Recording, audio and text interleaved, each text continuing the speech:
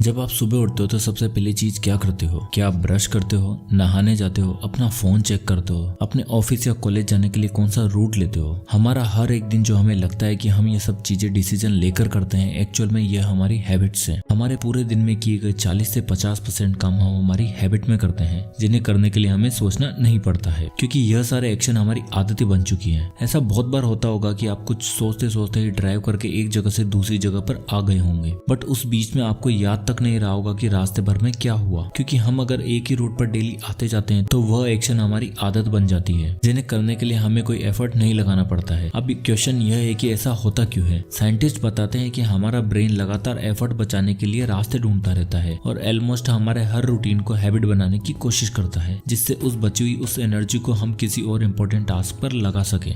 Actual में हमारे लिए ये एक बहुत बड़ा एडवांटेज है। अगर हम एक बार ड्राइव करना सीख जाते हैं तो उसे भूलते नहीं है, क्योंकि हमारा ब्रेन उसे हमारी हैबिट में कन्वर्ट कर देता है। बट सोचो अगर ऐसा हो कि आप कुछ टाइम तक ड्राइव नहीं करते हो, देन वापस से अगर आपको ड्राइविंग सीखनी पड़े तो ये कितना मुश्किल होगा। इसलिए हमारा ब्रेन उसे ऑटोमेटिक मोड में सेव करके हमारी मेमोरी में रख देता है, जिससे हमारे एफर्ट बच जाते हैं। बट प्रॉब्लम यह है कि हमारा ब्रेन अच्छी और बुरी हैबिट में कोई फर्क नहीं कर पाता है। जो चीज हम अपनी डेली लाइफ में करने लग जाते हैं वो बस उसे हैबिट में कन्वर्ट करने पर तुला रहता है, ताकि हमारी एनर्जी सेव हो सके। तो किस तरह हम अपनी बैड हैबिट को कंट्रोल कर सकते हैं? तो इसे हमें the power of habit book by Charles Duhigg से समझेंगे। इस बुक के ऑथर बोलते हैं कि अगर हमें अपनी बुरी आदतों को कंट्रोल करना है तो केवल विल पावर से काम नहीं चलने वाला है। तो अगर हमें अपनी बुरी आदतों पर कंट्रोल पाना है तो हमें हैबिट चेंज करने के गोल्डन रूल को समझना होगा। तो हमें सबसे पहले यह समझना होगा कि हमारी हैबिट काम कैसे करती है। हमारी हैबिट एक हैबिट लूप में काम करती है और यह लूप 3 स्टेप का एक प्रोसेस होता है। सबसे पहले आता है Q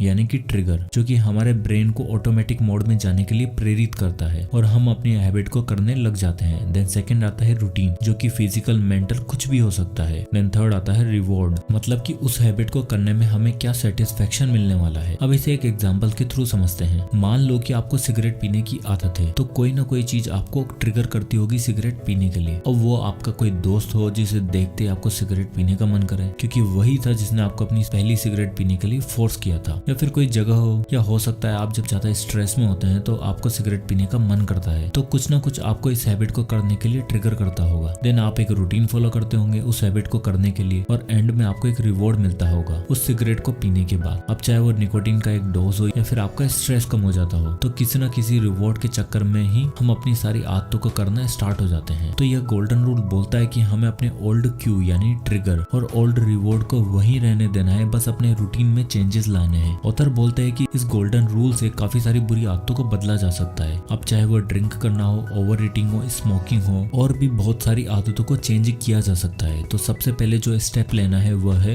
step 1, identify the Q and the reward. जब एक स्मोकर को एक सिगरेट की क्रेविंग होती है तो उसे क्या सिगरेट में पाए जाने वाले निकोटीन की क्रेविंग होती है, या फिर वो 4 दोस्तों के साथ सोशलाइज होने के लिए सिगरेट पीता है, जिससे उसे लगता हो कि वह सिगरेट पीकर लोगों के साथ बड़ा कूल लगेगा। या फिर कुछ लोग बोरियत या स्ट्रेस को कम करने के लिए सिगरेट पीते हैं। चाहे रिवॉर्ड कुछ भी हो, इन लोगों को इस रिवॉर्ड को पाने के लिए सिगरेट पीने की जरूरत नहीं है। तो जो एक्चुअल में हर एक स्मोकर को जो रिवॉर्ड चाहिए होता है वह है स्टिमुलेशन। तो इसी तरह अगर आपको ज्यादा फास्ट फूड खाने की आदत है या फिर बार बार फोन चेक करने की क्रेविंग होती है, तो इन सब आदतों से हमारे ब्रेन को जो रिवॉर्ड चाहिए होता है वह है स्टिमुलेशन। तो अगर आप ये आइडेंटिफाई कर लेते हैं कि इन हैबिट्स को करने के लिए क्या चीज हमें ट्रिगर करती है और उन सब का रिवॉर्ड अगर स्टिमुलेशन है, तो इस तरह की हैबिट्स को हम अपने रूटीन में चेंजेस लाकर बदल सकते हैं। थोड़ी देर के लिए पुशअप करना या फिर एक चाय या कॉफी का कप पीने से वही सेम स्टिमुलेशन हमारे ब्रेन को मिल सकता है। तो उसकी जगह हम थोड़ी देर पुशअप या एक्सरसाइज कर ले तो हम शायद अपनी बैड हैबिट को थोड़ा कम कर सकें। और हो सकता है कि आप स्ट्रेस और एंजाइटी को कम करने के लिए इस तरह की हैबिट करते हैं, तो वहां पर आपको जो रिवॉर्ड चाहिए होता है वह है मेंटल ब्रेक। आप अपने दिमाग को थोड़ा आराम देना चाहते हैं, तो कुछ देर की वॉक या फिर थोड़ी देर म्यूजिक सुन आपको वही रिवॉर्ड देगा।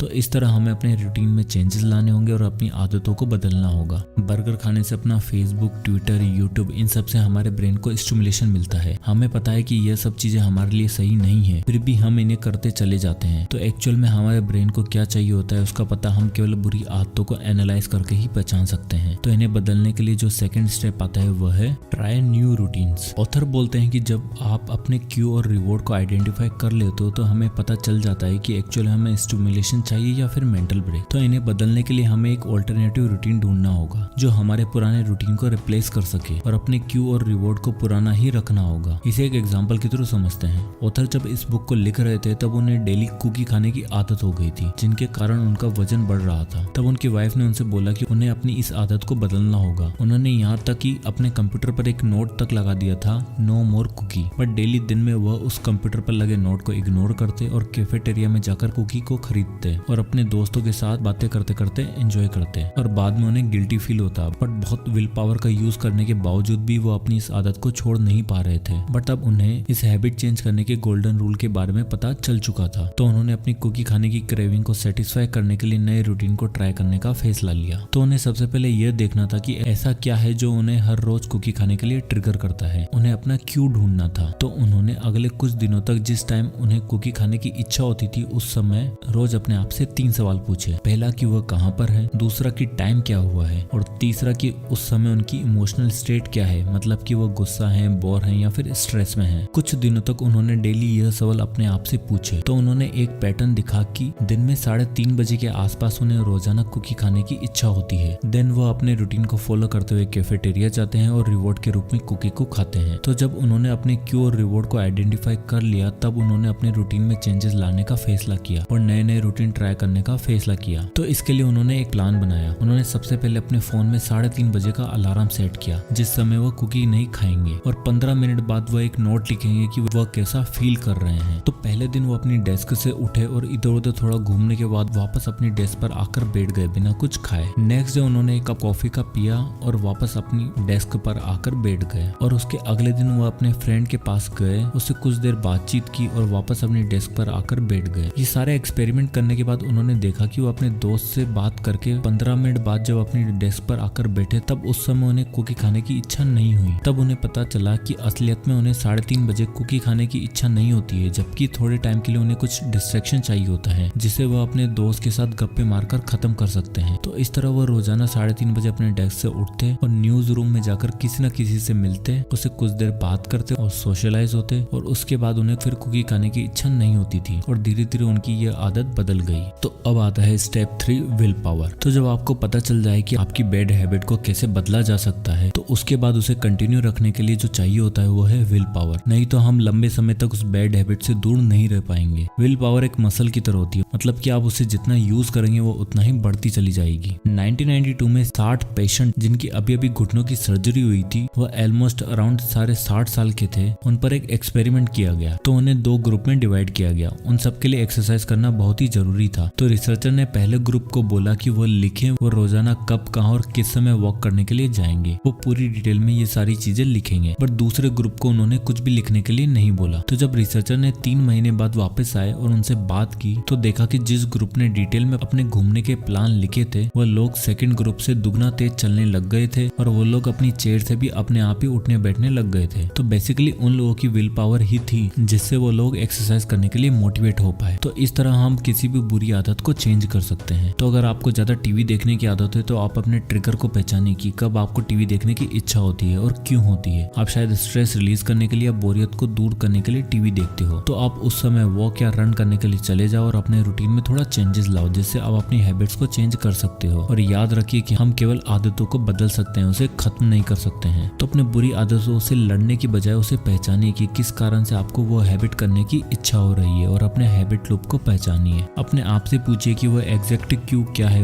जो आपको फोर्स कर रहा है उस बुरी आदत को करने के लिए। देन उस हैबिट को करने के बाद आपको क्या रिवॉर्ड में मिलने वाला है। याद रखिए कि आपको बर्गर खाने की क्रेविंग को सेटिस्फाई करने के लिए आपको बर्गर खाना जरूरी नहीं है। उसे आप अपने नए रूटीन से रिप्लेस करके अपने बर्गर खाने की क्रेविंग को खत्म कर सकते हैं और नए नए रूटीन को ट्राई करते रहिए जब तक कि आपको पता न चल जाए कि आपकी बैड हैबिट को कैसे चेंज किया जा सकता है जो हमें बाद में वही रिवॉर्ड दे जो हमें बर्गर खाने पर मिल रहा था। तो इस तरह आप किसी भी हैबिट पर विजय पा सकते हैं। तो ये कुछ बातें थी the power of habit book से जिसे चार्ल्स डुहिग ने लिखा है।